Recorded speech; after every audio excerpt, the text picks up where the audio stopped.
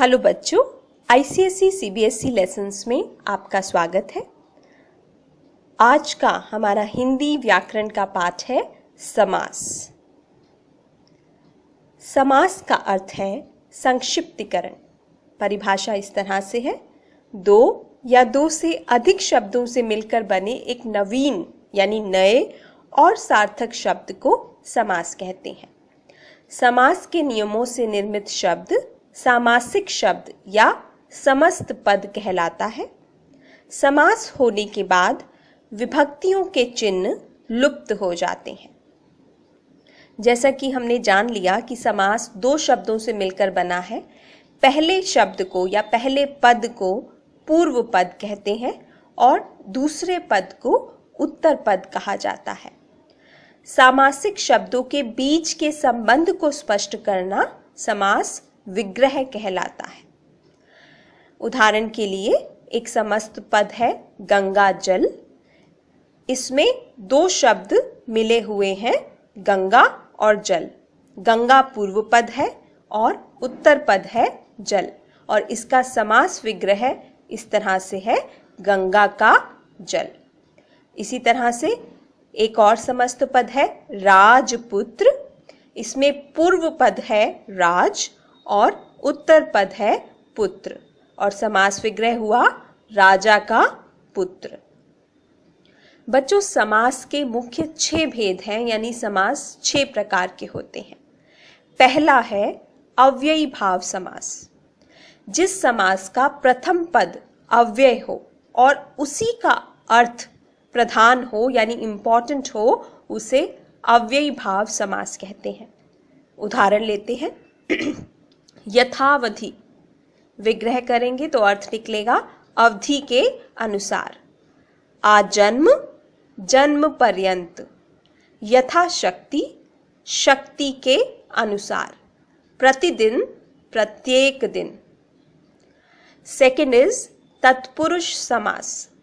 जिस समास में उत्तर पद प्रधान हो यानी बाद वाला शब्द प्रधान हो और पूर्व पद गौण हो, उसे तत्पुरुष समास कहते हैं। इनके निर्माण में दो पदों के बीच कारक चिन्हों का लोप हो जाता है, जैसे गंगा जल। विग्रह करेंगे तो अर्थ निकलेगा गंगा का जल। विभक्तियों के नाम के अनुसार तत्पुरुष समास के 6 भेद होते हैं। कर्म तत्पुरुष, करण तत्पुरुष, संप्रदान तत्पुरुष, अपादान तत्पुरुष, संबंध तत्पुरुष और अधिकरण तत्पुरुष। उदाहरण लेते हैं कोशकार। विग्रह कीजिए कोश को करने वाला। इसमें को कारक चिन्ह का लोप हो गया है, ये कर्म तत्पुरुष है। नेक्स्ट इज मन चाहा। विग्रह कीजिए यानी मन से चाहा, तो से कारक चिन्ह का लोप हो गया है, ये करण तत्पुरुष है। संप्रदान तत्पुरुष का उदाहरण है मार्ग व्यय।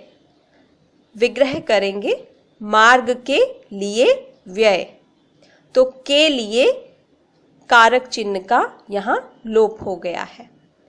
अपादान तत्पुरुष का उदाहरण है देश निकाला यानी देश से निकाला, तो से कारक चिन्ह का यहाँ लोप हो गया है।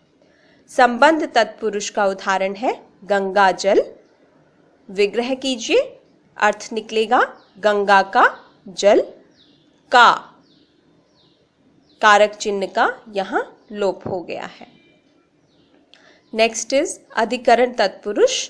उदाहरण है नगर वास। विग्रह है नगर में वास, तो यहाँ में कारक चिन्ह का लोप हो गया है। नेक्स्ट इज कर्मधारय समास। जो समास विशेषण विशेष्य और उपमेय उपमान से मिलकर बनते हैं, उन्हें कर्मधारय समास कहते हैं। जैसे चरण कमल।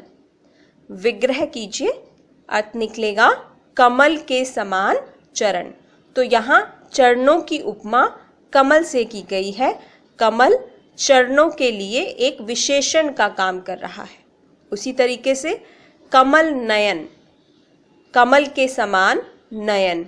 तो यहाँ कमल नयन के लिए यानी आंखों के लिए एक विशेषण का काम कर रहा है।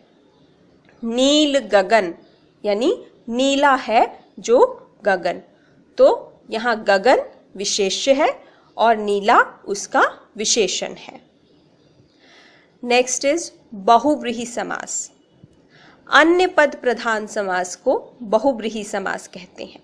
इसमें दोनों पद किसी अन्य अर्थ को ही व्यक्त करते हैं और वो किसी अन्य संज्ञा के लिए एक विशेषण यानी एडजेक्टिव की भांति कार्य करते हैं। जैसे एक सामासिक पद है दशानन।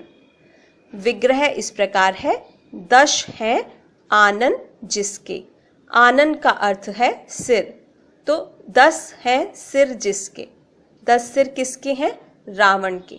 तो दशानन सामासिक पद रावण के लिए एक विशेषण की भांति कार्य कर रहा है।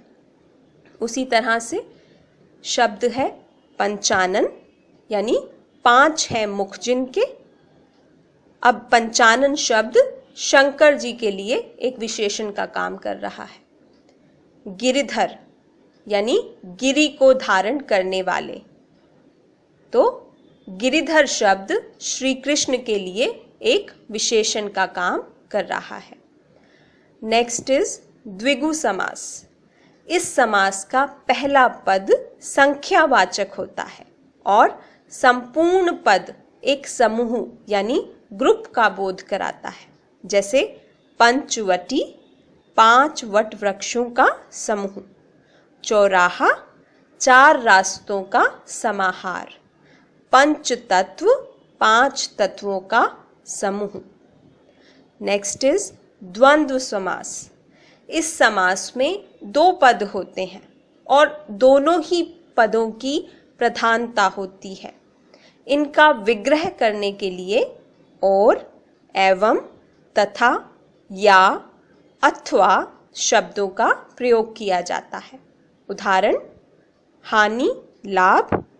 विग्रह करेंगे तो शब्द बनेंगे हानि या लाभ। उसी तरह से नर नारी।